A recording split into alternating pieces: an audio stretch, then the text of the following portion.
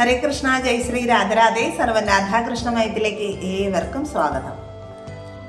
മാഘമാസത്തിലെ ശുക്ലപക്ഷത്തിൽ വരുന്ന ഏകാദശിയാണ് ഭൈമി ഏകാദശി.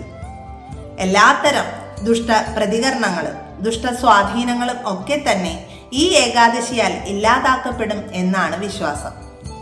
ജനന മരണ ചക്രങ്ങളിൽ നിന്ന് മോചിക്കപ്പെടാൻ സാധിക്കുന്നതിനാൽ ഈ ഏകാദശിയെ ജയ ഏകാദശി എന്നും അറിയപ്പെടും. എല്ലാ ഏകാദശി വ്രതത്തിന് പിന്നിലും ഒരു വ്രതകഥയുണ്ട്. ഈ എല്ലാ വ്രതകഥകളും യുധിഷ്ഠിര മഹാരാജാവിന് ഭഗവാൻ ശ്രീകൃഷ്ണനാണ് ഉപദേശിച്ചു കൊടുക്കുന്നത്. ഈ ഭൈമി ഏകാദശിക്ക് പിന്നിലും ഒരു വ്രതകഥയുണ്ട്. അത് പത്മപുരാണത്തിൽ പറയുന്നത് ഇപ്രകാരമാണ്. ഒരിക്കൽ ദേവേന്ദ്രന്റെ സദസ്സിൽ പുഷ്പവതി എന്ന പേരായ ഒരു അപ്സരസും മാല്യവാനി എന്ന പേരായ ഒരു ഗന്ധർവനും ഉണ്ടായിരുന്നു. അങ്ങനെ ഒരിക്കൽ സദസ്സിൽ നൃത്തവും പാട്ടുമൊക്കെ നടക്കുന്ന സമയത്ത് പുഷ്പവതി ഈ മാല്യവാന്റെ സൗന്ദര്യത്തിൽ ആകൃഷ്ടയാകുകയാണ്. അതുപോലെ തന്നെ ആ സമയം ഈ മാല്യവാനും പുഷ്പവതിയുടെ സൗന്ദര്യത്തിൽ മയങ്ങുകയാണ്. അങ്ങനെ അവർ ചെയ്തുകൊണ്ടിരുന്ന ഈ നൃത്തവും പാട്ടും അതിൻ്റെ ശ്രുതിയും താളവും ചുവടും ഒക്കെ മാറുകയാണ്. ഇത് എളുപ്പത്തിൽ തന്നെ ദേവേന്ദ്രന് മനസ്സിലാകും. അങ്ങനെ ദേവേന്ദ്രൻ ഇവരെ രണ്ടുപേരെയും ശപിക്കുകയാണ്. അത് ഇപ്രകാരമാണ്: ഹേ വിഡ്ഢികളെ, നിങ്ങൾ പരസ്പരം സ്നേഹത്തിന്റെ മയക്കത്തിലായിരിക്കുമ്പോൾ എന്നെ സന്തോഷിപ്പിക്കുന്നതിന് വേണ്ടി ആടുകയും പാടുകയും ചെയ്യുകയാണോ? ഇത് എന്നെ അപമാനിക്കുന്നതിന് തുല്യമാണ്. അതുകൊണ്ട് നിങ്ങൾ രണ്ടുപേരും പിശാചുക്കളെ പോലെ ഭാര്യ ഭർത്താക്കന്മാരായി ലൗകിക മേഖലകളിൽ സഞ്ചരിച്ച് നിങ്ങൾ ചെയ്ത കുറ്റകൃത്യങ്ങളുടെ അനന്തരഫലം എല്ലാം അനുഭവിക്കുക എന്നതായിരുന്നു ആ ശാപം. അറിയാതെയാണെങ്കിലും ജയ ഏകാദശി ദിനത്തിൽ പൂർണ്ണ ഉപവാസം അനുഷ്ഠിച്ചതിന്റെ ഫലമായിട്ട് പുഷ്പവതിയുടെയും മാല്യവാന്റെയും ആ ദുഷ്ടരൂപങ്ങളെല്ലാം അവരെ വിട്ടൊഴിഞ്ഞു പോവുകയാണ്. അങ്ങനെ അവർക്ക് പഴയ രൂപം നേടാൻ സാധിക്കുകയും അവർ ദേവലോകത്തേക്ക് ചെല്ലുകയും ചെയ്യും. അങ്ങനെ ഇവരെ കണ്ട മാത്രയിൽ തന്നെ ദേവേന്ദ്രൻ ഇതെങ്ങനെ സംഭവിച്ചു എന്ന് ചോദിക്കുമ്പോൾ അവർ പറയും, ജയ ഏകാദശി വ്രതം അനുഷ്ഠിച്ചതിൻ്റെ ഫലമായിട്ടാണ് നമ്മുടെ ജീവിതത്തിൽ ഇങ്ങനെയൊക്കെ സംഭവിച്ചത്. അത് മാത്രമല്ല, ഭഗവാൻ ശ്രീകൃഷ്ണന്റെ അനുഗ്രഹവും കാരുണ്യവും കൂടി കൊണ്ടാണ് എന്ന് പറയുമ്പോൾ ദേവേന്ദ്രന് കാര്യമെല്ലാം മനസ്സിലാവുകയും അദ്ദേഹം ശ്രീകൃഷ്ണന്റെ മന്ത്രങ്ങളെല്ലാം ഉരുവിടാനായിട്ട് തുടങ്ങുകയും ചെയ്യും. അങ്ങനെ ശ്രീഹരിയെ സേവിക്കാനായിട്ട് സ്വയം സമർപ്പിക്കുന്ന എല്ലാവരെയും അദ്ദേഹം അഭിനന്ദിക്കുകയും ചെയ്യും.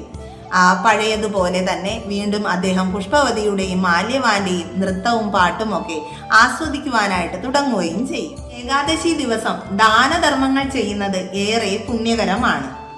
വെള്ളം, വസ്ത്രം, ഭക്ഷണം, കുട, ചെരുപ്പ്, എള്ള് എന്നിവ ദാനം ചെയ്യുന്നത് വളരെ പുണ്യകരമാണ്. എല്ലാ ഏകാദശി ദിവസങ്ങളിലും ദാനധർമ്മങ്ങൾ ചെയ്യുന്നത് വഴി നമ്മുടെ പാപങ്ങളിൽ നിന്നെല്ലാം മോചിക്കുവാനായിട്ട് അത് നമ്മെ സഹായിക്കും.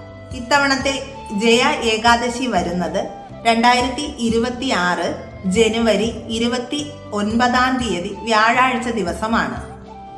ഏകാദശി തിഥി വരുന്നത് 2026 ജനുവരി 28 വൈകുന്നേരം 4:35 മുതൽ ജനുവരി 29 1 അതായത് ഉച്ച കഴിഞ്ഞ് 1:55 വരെയുള്ള സമയമാണ്.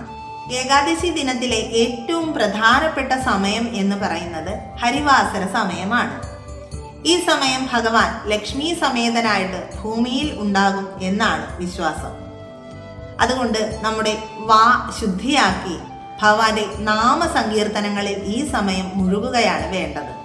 ഭഗവാന്റെ ഭഗവത്ഗീത, നാരായണീയം, ഭാഗവതം തുടങ്ങിയവയൊക്കെ ജപിക്കുന്നത് ഏറെ ശ്രേഷ്ഠമാണ്. ഇത്തവണത്തെ ഹരിവാസര സമയം വരുന്നത് ജനുവരി 29 അതായത് ഏകാദശി ദിനത്തിൽ രാവിലെ 8:15 മുതൽ വൈകുന്നേരം 6:54 വരെയുള്ള സമയത്താണ് ഈ ഹരിവാസര സമയം. ഏകാദശി വ്രതം അവസാനിപ്പിക്കുന്നതിനെ പാരണ വീടുക എന്നാണ് പറയുന്നത്.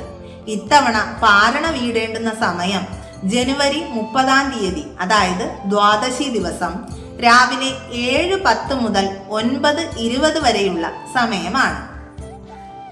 നോക്കൂ, ഈ ജയ ഏകാദശി ദിനം അറിയാതെ അല്ലെങ്കിൽ ഈ വ്രതത്തിന്റെ മഹത്വം ഒന്നും അറിയാതെയാണ് പുഷ്പവതിയും മാല്യവാനും ആ ദിവസം ഉപവസിക്കുന്നത്. അതിൻ്റെ ഫലമായിട്ട് അവർക്ക് എന്തൊക്കെ മാറ്റങ്ങളാണ് സംഭവിച്ചത് എന്ന് നമ്മൾ മനസ്സിലാക്കി കഴിഞ്ഞു. അപ്പോൾ ഈ വ്രതത്തിൻ്റെ മഹത്വങ്ങളെല്ലാം മനസ്സിലാക്കി ഈ വ്രതം അനുഷ്ഠിക്കാൻ കഴിയുകയാണെങ്കിൽ എന്തെല്ലാം മാറ്റങ്ങളായിരിക്കും സംഭവിക്കാൻ പോകുക എന്ന് നമുക്ക് ഓരോരുത്തർക്കും ചിന്തിക്കാവുന്നതേയുള്ളൂ.